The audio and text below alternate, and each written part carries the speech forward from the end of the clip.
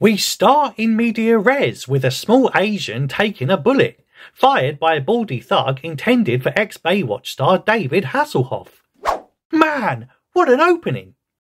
Then we freeze on the injured man's face as he gives us the old classic, "Bet you're wondering how I got here" speech. Turns out the small Asian gangster with a micropenis from the Hangover movies totally wants to kill ex-Baywatch star David Hasselhoff, because he hosts a death pool party where he and a bunch of friends choose one celebrity every year and put a sum of money into a joint bank account, and whoever's celebrity dies first gets the jackpot. And this year it's a tidy sum of 567 big ones. No way! So then he goes to meet a goatee beardless Murray Hewitt from Flight of the Conchords, and we find out he is heartbroken, and insists that this is a totally justifiable reason to engage in a bit of cyberstalking and actual hacking of his ex's Facebook account. Then he breaks down into tears at the Rudy chats she's been having with a hunk with a massive schlong, and begins to doubt the size of his own cock, as the small Asian mobster with a micropenis from the Hangover movies awkwardly says nothing and moves on. So Murray from Flight of the Conchords, but without the goatee beard, then has a horrible daydream nightmare-y thing, where he imagines a colleague in a work meeting to be his cheating ex, and he ends up beating up a man in a wheelchair for cheap laughs. Then John Lovitz, who no one's heard of for at least a decade, calls up the Asian hangover guy with a micropenis to say his Hasselhoff client ain't coming to his club, and after beating up a geriatric cripple and shooting up a small Asian all in the opening 10 minutes... Bruh. Naturally, the film then has nowhere else to go but the absolute gutter, and for some reason tries to get laughs out of a coked-up 16-year-old sucking the face off of 60-year-old Ken Jeong and groping his micropenis, and then having her actual mother come over, snort a line, and then say, "Good to see my daughter making new fuck buddies." Not a joke. Apparently, this kid is some sort of social media star, so the whole incident was posted online, which leads to his fiancée thinking he's some kind of drugged up nonce and brightly walks out on him. Naturally, Chris, the character's name is Chris by the way, even though I've never once met an Asian man called Chris, feels like he's hit rock bottom. But as Katie Price and Amber Heard know, there's always further to fall. And his nightclub ends up catching fire because reasons, which somehow results in getting a free hand job from a German tramp. Bloody hell, if I knew it was that easy to get a free hand job off a tramp, I'd have burned down my gaff years ago, son. So, because David Hasselhoff didn't end up coming to his club and spending the peas, he goes to see his local loan shark to plead for some more time to pay back the dosh he owes. And this guy is called Nick, I think, but looks more like a budget soprano on a yoga retreat. And proceeds to fill some of the runtime by giving Chris a speech about baking bread or something. And he tells him he totally better pay back that 400k he owes within 72 hours or else. Anyway, aided by his buddies Fish and Tommy, the former who has checked into a mental hospital after breaking down and smacking up a raspberry, and the latter walking around his fiance's house naked also because reasons, Chris decides he needs to come up with the cash fast and plans to kill this Hasselhoff fella himself to guarantee he wins a jackpot. Anyway, as time ticks on, Budget Tony Soprano pays a visit to Chris's squeeze and puts a gat to her head to find out where that Asian-y hangover guy is. And so she tells him exactly what her husband's narrative goals are, which serve as a handy plot recap for anyone like me who has definitely fallen asleep barely 35 minutes in.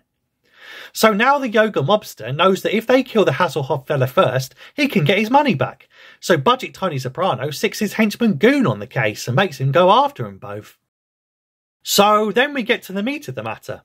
And by meat, I mean shellfish. As apparently, Hasselhoff has a shellfish allergy, so Chris puts a bunch on top of a pizza to assassinate him in the middle of Venice Beach. But that doesn't work, because he gets beaten up by a mob of Hasselhoff fans, including a chubby fat guy and an obnoxious dwarf. And I can totally relate. Last time I got into a fight with an obnoxious dwarf, I got let go from the babysitting agency. Liberties! So then the soprano henchman contracts a hitman to kill the Hoff, and this Reddix guy eats his cake but won't drink his milk. And it's here that a legendary piece of cinematic dialogue is born. You put dicks in your mouth and you won't drink my milk? Hey, you pour some milk inside a dick, I'll drink that shit. So then he infiltrates the Hoff's Baywatch reunion party where he tries to take him out with spiked grapefruit juice. But that also fails because Michael Winslow out of Police Academy steals his drink and gulps down the poison, resulting in a cringe slow-mo throwback sequence where the Hoff has to jump into a small pool to save him from drowning. Or some shit. Then there's a random scene where John Lovitz puts in some eye drops so he can stare at a woman's tits because reasons, whilst Chris asks a Latin street hustler who turns out to be an actor in a bandana to get him a gun. But he totally can't get him a gun because he is in fact just an actor in a bandana. So then we cut back to Hasselhoff doing real life Fruit Ninja, probably so the bored director can kill a bit more of the runtime. Anyway, Chris then pretends to be an agent from Bird's Oasis and gains access to the Hasselhoff chappie's home, where he talks to some parrots in a scene which turns out to be far less interesting than it sounds. And then he pulls out a gun that the faux Latin actor in a bandana gave him, as he just happened to sell guns on the side after all. Man, I can't keep up with this ingenious plotting. Then he randomly meets his buddy Tommy inside Hoff's house, who surprises him so much he suffers an accidental discharge. Also, the gun goes off. LOL! Turns out his buddy Tommy wasn't shagging his missus after all, but was actually sleeping with her roommate, and him being naked in her house was all just a crazy misunderstanding. God, thank God that was sorted out. Now I can get some sleep tonight. Then that homosexual hitman feather and the loan shark's gammony henchman hold them both up at gunpoint, leading to a Mexican standoff in Hasselhoff's kitchen, where the small Asian hangover guy with a micropenis drops the N-word, and then so does the white guy because reasons, until a half-naked Hoff appears like he's somehow summoned by the N-word, and then drop kicks the henchman's gun into shooting the hitman's toe off, and then the nondescript generic white guy lobs an actual knife into the henchman's shoulder.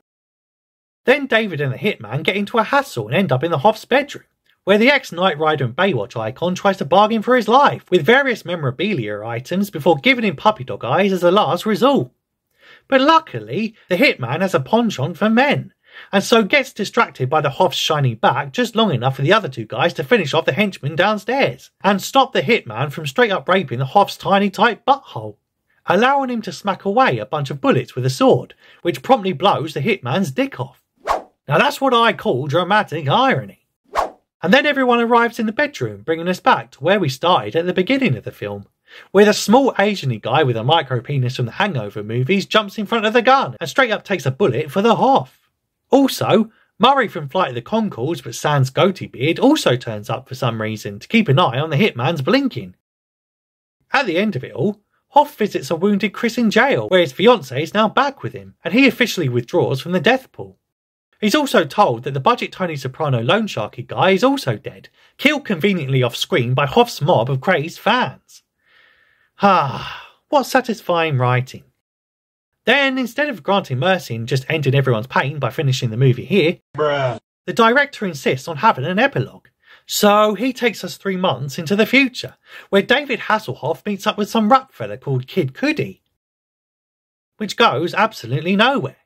And we end with Hasselhoff taking Chris's spot in the death pool and bizarrely picking himself to get off to make some money out of his own death, which I'm assuming is supposed to be some sort of an ironic joke or something, before he breaks out into the cringiest song and dance routine since my uncle stumbled on my stash of E's at a family barbecue, and we found him singing You're Simply the Best to a bunch of frog spawn at the back of me nan's garden. Oh, and then there's a post-credit scene where Justin Bieber sits in the passenger seat of Kit and tells the Hoff that he's not just the man, but, quote, the fucking man. Because that's what apparently passes for quality writing in the millennial age. And that's it. That's the plot and that's your lot. Consider ringing that bell thing so you don't miss any future recaps. Say hello in the comments if you have time, and I'll see you in the next one.